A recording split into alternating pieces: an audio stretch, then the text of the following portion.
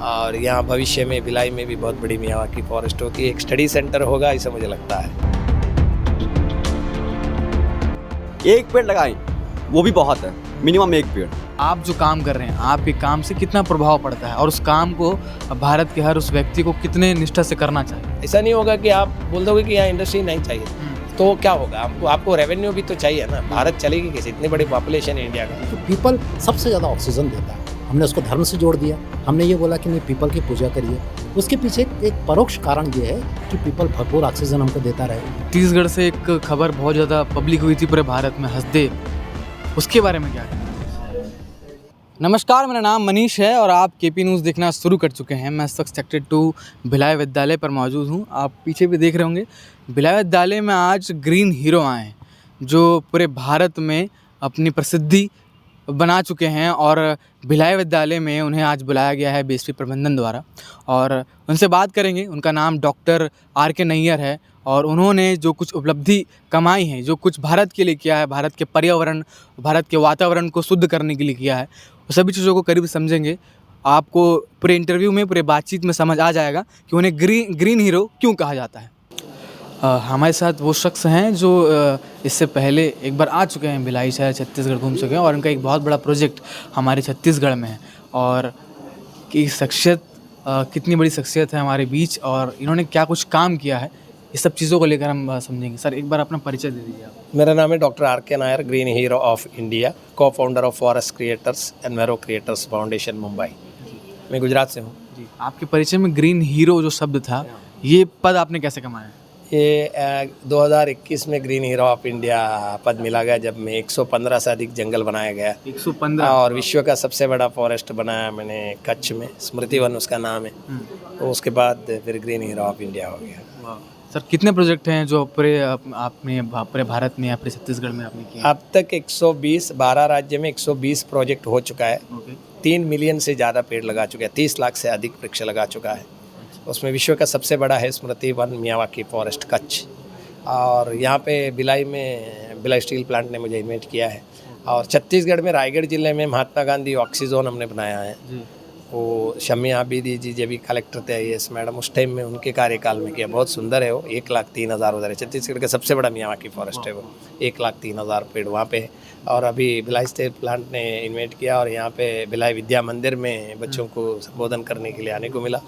और यहाँ भविष्य में भिलाई में भी बहुत बड़ी मियावाकी फॉरेस्ट होगी, एक स्टडी सेंटर होगा, ऐसा मुझे लगता है। भिलाई विद्यालय के छात्रों से आपने मुलाकात की होगी, संवाद किया होगा, यहाँ के सारे शिक्षकों से मुलाकात की होगी, कैसा लगा, क्या अनुभव रहा? सब लोग बहुत बहुत खुश है और पर्यावरण का रक्षा में उनकी जो लक्ष्य है वो ऑलरेडी बहुत बड़ा है। बहुत सारे प्लांट्स इधर है तो उन लोग को बहुत अच्छा लगा। वो लोग भी पर्यावरण को संरक्षण करना चाहते हैं कि विकसित होता हुआ भारत है, विकास के रास्ते में कोई आड़ा नहीं होवे, उसके साथ साथ में पर्यावरण को संरक्षण कैसा करना है, वो सबसे बड़ा मॉड्यूल है। उसको उन लोग अपनाना चाहते हैं ताकि एक साइड विकास नहीं रुके और एक साइड अच्छा फॉरेस्ट भी बने। वो मियावाकी फॉरेस्ट से पॉसिबल है। ऐसा सर, वातावरण को लेकर तमाम सवाल उठते हैं, बिगड़ते हैं, बदलते हैं, मगर आप जो काम कर रहे हैं, आपके काम से कितना प्रभाव पड़ता है और उस काम को भारत के हर उस व्यक्ति को कितने निष्ठा से करना चाहिए?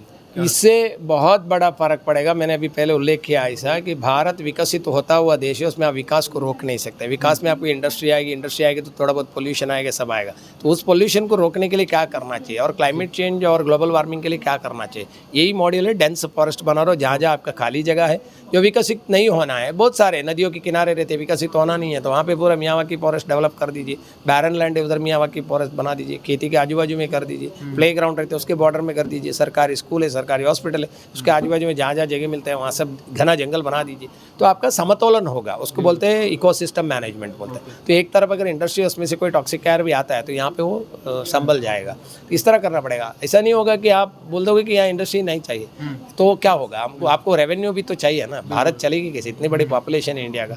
आप मैंने पहले उल्लेख किया बच्चों से ऐसा कि हमें भी एयरपोर्ट चाहिए, हमें भी मेट्रो चाहिए, हमें भी बुलेट ट्रेन चाहिए, सबको चाहिए। ऐसा नहीं कि सिर्फ प्रधानी जी को चाहिए। तो ऐसे में हम लोग सलाहकार बनना चाहिए। हम लोग आंदोलनकारी नहीं होना चाहिए, हम सलाहकार बनना चाहिए। जैसे अबेंडन माइंस को वापस फॉरेस्ट कैसा बनाना है, ऐसा आइडिया निकाला है। ऐसा आइडिया निकाल करके हमें करना चाहिए।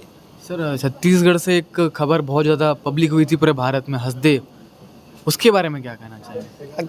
वो अभी कुछ माइनिंग के लिए जो जंगल देने की बात। भारत विकसित होता हुआ देश है, ऐसे में कुछ जगहों पर कुछ खनन प्राकृतिक रूप से भूमि में है, अगर आप उसको निकालना है तो आपके पास कोई रास्ता नहीं, निकालना तो पड़ेगा ही। अभी समझो डायमंड कहीं है तो आपको डायमंड निकालना है तो उस प्रदेश को तो खोदना पड़ेगा, लेकिन इसमें आइडिया ऐसे ही करना चाहिए कि उस प्रदेश को खोदने से पहले उसके आसपास में कहीं खाली जगह होगी जहाँ बहुत अच्छा घना जंगल बना सकते हो, वही घना जंगल पहले बना दे शुरू कर देना चाहिए। और वहाँ पे आपको जितना जितना मैक्सिमम जगह प्लांट्स छोड़ सकता है, मैक्सिमम को छोड़ के बाकी आप खोदने को शुरू कर सकते हो। और खोदा हुआ जगह को फिर से मिट्टी डाल करके, मट्टी मतलब बहुत सारे फ्लाई एश होते हैं, उसको आप डाल करके फिर जंगल बनाइए ना, उसको कुछ साल बाद वापस वो महीन तैयार होगा 200 साल बाद, ये कर सकते हैं।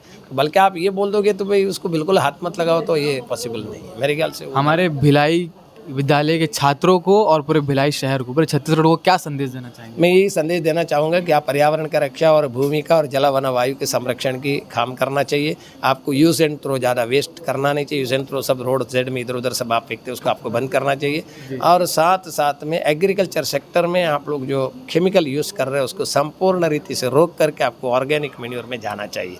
ये सबसे बड़ा संदेश है मेरा। जो आयोजन हुआ खासकर वातावरण को लेकर, उसमें तमाम छात्र मौजूद थे और उन तमाम छात्रों में से कुछ छात्र इस वक्त मेरे साथ मौजूद है, तो इनसे भी समझते हैं कि इनके लिए वातावरण को लेकर जो आज आयोजन किया गया क्या कुछ समझ आया और वातावरण को शुद्ध रखना कितना अहम है।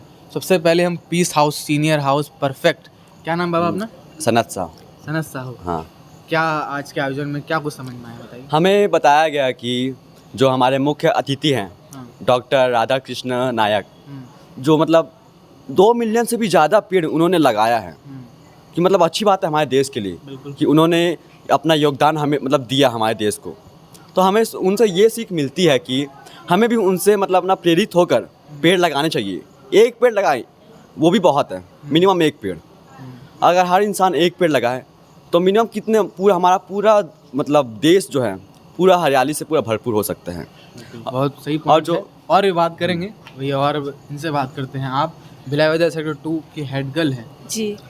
तो आज के कार्यक्रम के बाद मुझे ये महसूस हुई कि हम लोग बोलते हैं कि हमें गांव का वातावरण अच्छा लगता है, तो फिर हमें गांव का वातावरण क्यों अच्छा लगता है? क्योंकि वहाँ अधिक से अधिक पेड़ हैं और हम उस वातावरण की कल्पना करते हैं। तो हम यह वातावरण खुद क्यों नहीं बना सकते? हम जहाँ रहते हैं उसे भी तो उस वातावरण के अनुकूल बना सकते हैं जिसकी हम कल्पना करते हैं। इसलिए हमें ज़्यादा से ज़्यादा पेड़ लगाने चाहिए। अगर हम लोग पेड़ पौधे नहीं लगाएंगे तो वो जीवन मतलब वो जानवरों का जीवन जिस प्रकार नष्ट होगा वो हम उसको बचा सकते हैं। अगर हम छोटे छोटे जंगल, जैसे सर ने बताया डॉक्टर नायक ने कि वो लगाए तो उनके लिए कई सारे जीवन दिए, मतलब जानवरों को बहुत सारा जीवन मिला। वही मृत्यु श्रृंखला को हम बचा सकते हैं अगर पेड़ लगाए तो। चलिए ठीक है। तो ये जो प्रतिक्रिया थी इन छात्रों की थी, और हम प्रयास करेंगे कि यहाँ के कुछ शिक्षकों से ही बात करें। उनकी प्रतिक्रिया भी अहम है क्योंकि उन्होंने क्या समझा क्या सीखा ये सभी लोगों को समझ आना चाहिए। तो हम इस वीडियो को और आसान करने की पूरी कोशिश कर रहे हैं। तमाम छात्रों ने जो कुछ समझा वो अपने शब्दों में बताया, और इसी प्रकार से भिलाई शहर में और भी तमाम छात्र हैं और पूरे छत्तीसगढ़ भारत में तमाम छात्र, सभी को इस विषय पर विचार करना चाहिए कि वातावरण को कैसे शुद्ध रखा जाए। क्योंकि अगर वातावरण शुद्ध रहेगा तो हम शुद्ध रहेंगे और स्वस्थ रहेंगे। और जो जिस प्रकार के मौसम में बदलाव देखते हैं, शायद उस बदलाव पे हम थोड़ा सा नियंत्रण कर सकें। आइए कुछ शिक्षकों से बात करते हैं। हमने छात्रों से बात किया, मगर शिक्षकों का भी क्या प्रतिक्रिया है ये भी समझते हैं। सर, आप क्या कहना चाहेंगे आज के इस आयोजन में? आज का आयोजन बहुत सफल रहा, सक्सेसफुल रहा, क्योंकि सबसे पहले इसमें जो महत्व दिया गया है वो पर्यावरण को महत्व दिया गया है। पर्यावरण मतलब हमारा इकोसिस्टम चारों तरफ का है ना। और सबसे इम्पॉर्टेंट बात है कि ऑक्सीजन, हमारी बॉडी का पूरा सिस्टम ऑक्सीजन पे काम करता है। जो आयोजन आज हुआ, नायर साहब हमारे यहाँ हैं, बहुत बड़े शिक्षाविद हैं और पर्यावरण शास्त्री हैं। स्वयं प्रधानमंत्री भी उनसे, हमारे माननीय मोदी जी उनसे बहुत प्रभावित है और उनको सम्मानित भी किया गया है। उन्होंने हमारे बच्चों को बहुत सारी बातें आज बताई, और मैं समझता हूँ हमारे आने वाली पीढ़ी को हम शिक्षा दे पा रहे हैं। लेकिन एक चीज़ जो हम उनको देंगे या देना चाहिए वो है शुद्ध ऑक्सीजन और पर्यावरण वाला वातावरण। ये दे देंगे, ये बहुत है हमारे भावी पीढ़ी के लिए। हमारे बच्चों ने सब इसको देखा, हम लोगों ने देखा। हमारा पूरा प्रयास है कम से कम 1 वृक्ष जरूर लगाएं, और नहीं है तो आसपास के वृक्षों को संरक्षित करने का प्रयास करें। आपने देखा होगा कि हमारी कल्चर में सारी चीज़ें पर्यावरण से संबंधित ही जुड़ी हुई है। जैसे हमारी माताएं बहनें सुबह उठ के तुलसी को जल चढ़ाती हैं, पीपल के पेड़ को ना काटे ऐसा बोला जाता है, क्योंकि आपको याद होगा या आपको जानकारी भी होगी कि पीपल सबसे ज़्यादा ऑक्सीजन देता है। हमने उसको धर्म से जोड़ दिया। हमने ये बोला कि नहीं, पीपल की पूजा करिए। उसके पीछे एक परोक्ष कारण ये है कि पीपल भरपूर ऑक्सीजन हमको देता रहे। तुलसी के पेड़ एक सबसे बड़ा औषधिक पेड़ है। आपको अभी जो रिसर्च लेटेस्ट रिसर्च हो रहा है उसमें ये पता चल रहा है कि उसमें कैंसर को बचाने के लिए, कैंसर से रोधित करने की दवाइयाँ भी तुलसी में मौजूद हैं। तो हमारी माताएं बहनें रोज़ तुलसी की आरती करती, पूजा करती, बहुत सारे विधान हैं। तो मुझे लगा बहुत अच्छा एक प्रयास है। बहुत बहुत धन्यवाद आपका कि इतने सुंदर प्रतिक्रिया के लिए। और आपने लगभग पूरे वीडियो देख लिया होगा और अंत में आपको समझ आ गया होगा कि पर्यावरण को शुद्ध रखना, वातावरण को शुद्ध रखना कितना ज़रूरी है। हालांकि हम ऐसी खबरें लगातार बनाते रहते हैं, लेकिन मैं पर्सनली ये चाहूँगा कि इस खबर को और ज़्यादा लोगों के बीच में शेयर किया जाए। केपी न्यूज़ को लगातार सब्सक्राइब करिए, लगातार जुड़े रहिए, ताकि आपसे भिलाई, दुर्ग, रायपुर, पूरे छत्तीसगढ़ से जुड़ी तमाम खबरें मिलती रहे। धन्यवाद।